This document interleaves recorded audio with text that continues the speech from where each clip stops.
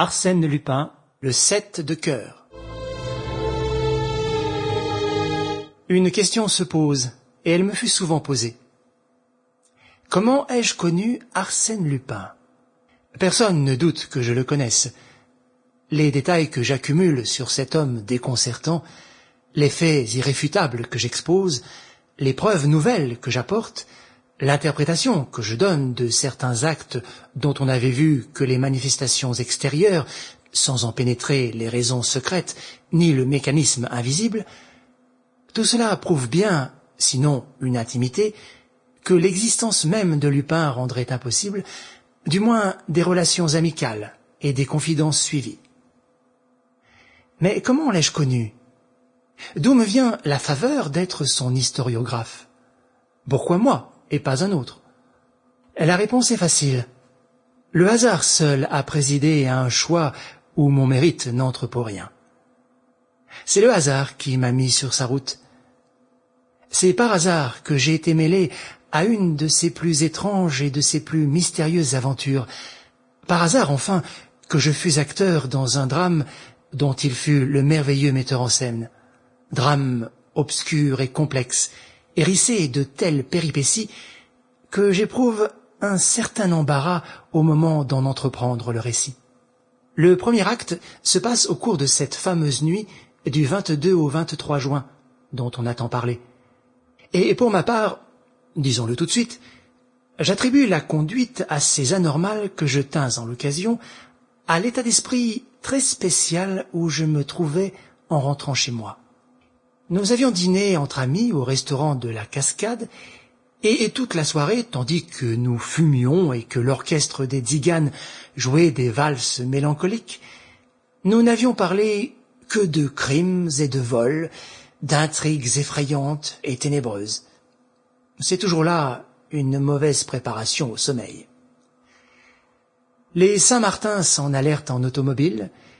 Jean Daspry, ce charmant et insouciant Daspry, qui devait 6 mois après se faire tuer de façon si tragique sur la frontière du Maroc, Jean Daspry et moi nous revînmes à pied par la nuit obscure et chaude.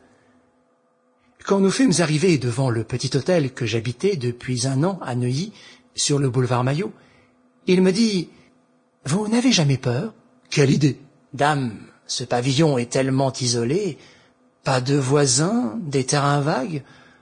Vrai, je ne suis pas poltron. Et cependant... Eh bien, vous êtes gai, vous. Oh, je dis cela comme je dirais autre chose. Les Saint-Martin m'ont impressionné avec leurs histoires de brigands. M'ayant serré la main, il s'éloigna. Je pris ma clé et j'ouvris.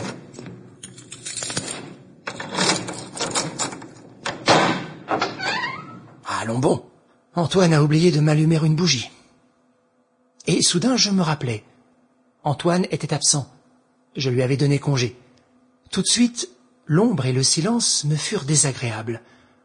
Je montai jusqu'à ma chambre à tâtons, le plus vite possible, et aussitôt, contrairement à mon habitude, je tournai la clé et poussai le verrou. Puis, j'allumai. La flamme de la bougie me rendit mon sang-froid.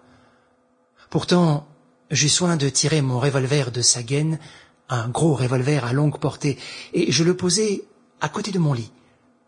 Cette précaution acheva de me rassurer. Je me couchai et, comme à l'ordinaire, pour m'endormir, je pris sur la table de nuit le livre qui m'y attendait chaque soir. Je fus très étonné. À la place du coupe-papier dont je l'avais marqué la veille, se trouvait une enveloppe cachetée de 5 cachets de cire rouge. Je la saisis vivement. Elle portait comme adresse mon nom et mon prénom, accompagnée de cette mention. Urgente. Une lettre? Une lettre à mon nom? Qui pouvait l'avoir mise à cet endroit? Un peu nerveux, je déchirai l'enveloppe et je lus « À partir du moment où vous aurez ouvert cette lettre, quoi qu'il arrive, quoi que vous entendiez, ne bougez plus, ne faites pas un geste, ne jetez pas un cri. Sinon, vous êtes perdu. »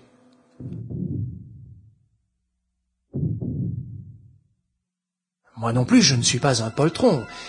Et, tout aussi bien qu'un autre... Sample complete. Ready to continue?